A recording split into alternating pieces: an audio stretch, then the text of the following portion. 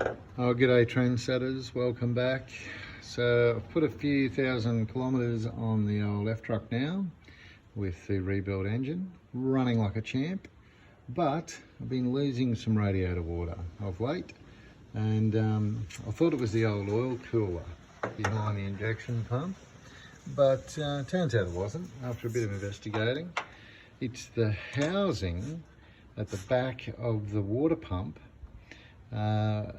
and it seems to have some corrosion on the block slash water housing where it bolts in to the block. So I thought that's a bit weird, so I'm going to take off the water pump housing, machine all that down or clean it up or whatever it needs, see what's going on, and then seal it back up again. That'll solve that problem. But while I was investigating how it all joined and connected and what it was plumbed to, I checked out my spare engine, and lo and behold, it's actually got the same evidence of corrosion as the one in the car. So it's this point here where it joins to the cylinder block, this housing against that surface. At the bottom of there, if I use a little dentist's mirror and have a look up in there, can't see much at the moment, but we'll get to it when I pull it apart. It's got corrosion at the same point. So I'm thinking something's going on there, might need a little bit more of a fix. So what I'll do is I'll pull this housing off and investigate it, get to the bottom of it, and then I'll know what I'm doing hopefully when I get to do my one that's in the car. But as you can see, I've taken the radiator out because getting to the water pump housing itself is going to be a huge headache with the radiator in. But also too, I am dropping the fan because I hate this fan, and putting these 4 bolts in and out are a real pain in the bum because they're so long and everything needs to line up, and I have struggled with those a couple of times before. So I think it's time to go Thermo fans. So I've got the radiator up here on the bench with a set of Thermo fans and a shroud that I just picked up online. Seems to look the goods. It's got a fairly simple harness and a sender unit, but I'll get to that a little bit later on if I don't get too sidetracked with the water pump housing. But anyway, so it should come up all right, and get rid of that fan that's in the way of everything and was traveling quite close to the radiator, but also to the shroud. I don't think I was able to use a normal F100 V8 shroud because the alignment of the Perkins Diesel probably doesn't match the other engines accurately. I'm not sure, didn't get to measure one up or check it out, but after having a quick look at a few, I thought to myself, I'm going to need to either make my own custom one, which I started to do. I thought, bugger it, Thermo fan to the go. So anyway, that's where I'm at. Next video, we'll pull that other one off and have a look and see where this water leak's coming from. Rightio trendsetters. So, as you can see, I got excited about it all and got on with it. Instead of doing it on my practice spare engine, just went ahead and took it off. So obviously got bolt, bolt, bolt, bolt, different lengths, so pay attention to those. That one's just the alternator adjustment bracket. And then 2 bolts coming up here off the other rest of the horn off the water pump assembly. I'll show you that when we get back to the engine. And this is the little surface here that was leaking. Doesn't seem to be anything there, like silicon or something maybe one day, 1,000 years ago. But yeah, maybe that's why it's leaking. Because the mating surface feels pretty good, like no pitting and corrosion. So anyway, that's where she marries, and that feels pretty good. A little bit gummy, maybe some old silicon or something, but as far as corrosion goes, I'd say no. at this stage until I give it a clean up. I don't really know, but you can definitely see the evidence of the leaking here, for sure. So anyway, I'll give that a good clean up, give the water pump housing a good clean up, probably make a gasket for this puppy and RTV that up, and put it back on. Hopefully I remember the right bolts, go in the right holes, and this one isn't blind, it goes all the way through a fairly thin casting, so that can be any length you like, but the other ones, need to pay attention to them. This bolt hole here, the bolt that goes into that, this is custom for my air conditioning, but water would dribble out of there, so that, I'm guessing, it's blind inside there, so maybe it was just weeping through this face here and coming out through the bolt hole cavity. Anyway, we'll give it a good clean up. Appears to be the culprit. Next. Alrighty, welcome back, Ken. It's day 2 of the water pump retransformation. Discovered a couple of little things. There's always lots of crimes committed on old engines. Here's another one.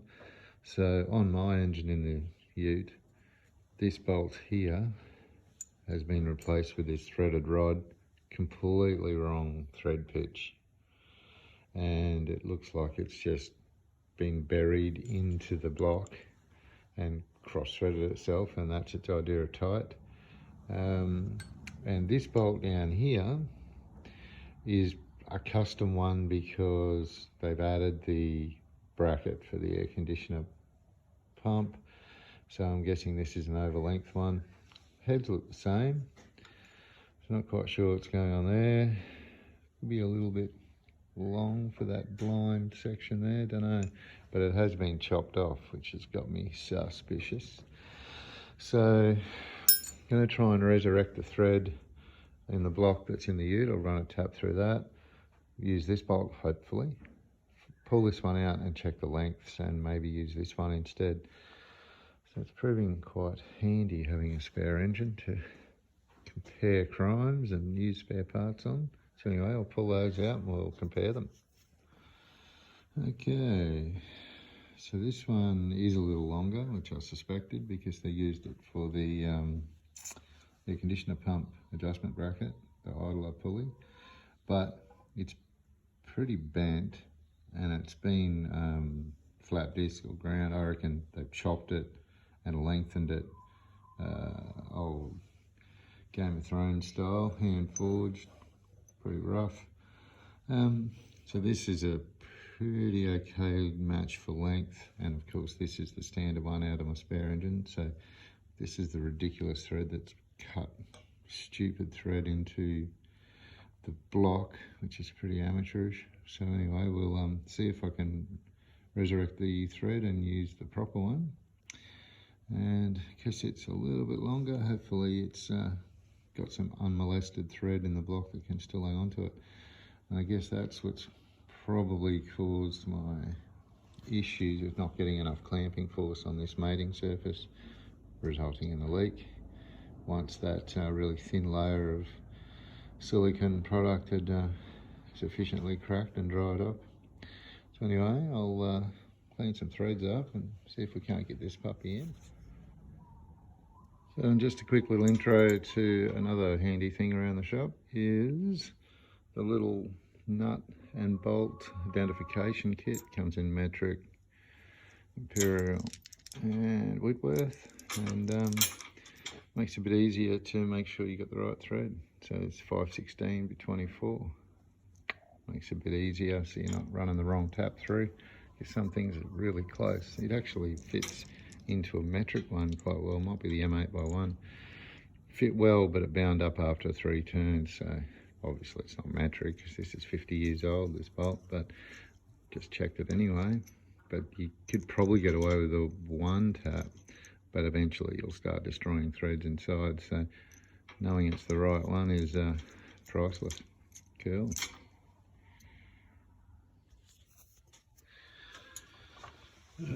So I got pretty lucky there. Just put it in nice and light. and she's travelling in quite nice. Couple little chipping, tearing sounds as it's displacing the damaged thread from the weird threaded rod that we're using, but it's going in quite nice. So see how deep this is before it taps out, and we're in business. Alrighty, so you can see here just how much broken thread and gunge and stuff coming out of that hole. So cleaned up really nice though. So, but because of all that stuff in there, we'll definitely need to poke a straw in there with some brake cleaner, give it a good squirt. Otherwise the thread locker won't like it much. But yeah, so far great success. And so I'll leave that one intact. I did have a plug in the side of the water jacket over here. I think that used to go to the heater, which has been disconnected for years after the original owner warped the head on this one because that hose popped. He disconnected it, which was fine in far north Queensland, but now I live down in the cold.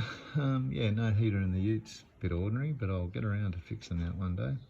But anyway, so I've got this one here I'm going to tap and use. That's 3/4, and obviously the sender unit doesn't fit in that, so I've got an adapter that's the wrong size again, but I'll thread and tap that for the sender. I've got this one here as well, so if I really get bored one day and reconnect my heater hoses, I'll just transfer it down to there. But for now, that's the winner chicken dinner. So I've got my tap set out, and I've got the right tap for my sender unit, which is a 5/8 NF18. So I've got that set up over here, and so I'll drill out that to the minor diameter, so I can that's 1/4 inch, 3/4 inch adapter. So I'll drill about halfway down, tap that for the sender unit, and whack that in and get the wiring started. Rightio.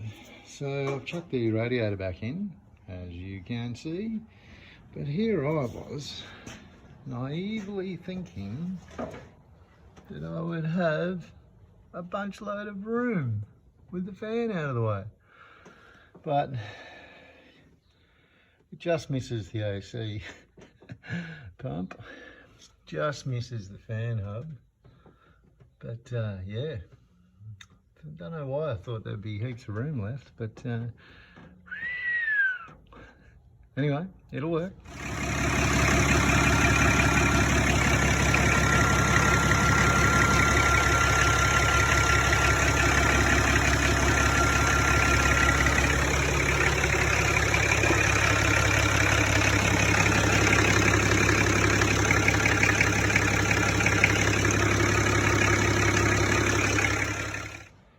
Rightio folks, so while you're away, I whacked the radiator back in, finished the wiring off, filled it full of water, and took it for a test drive. Because I've got air conditioning, I've got the 3 relay system.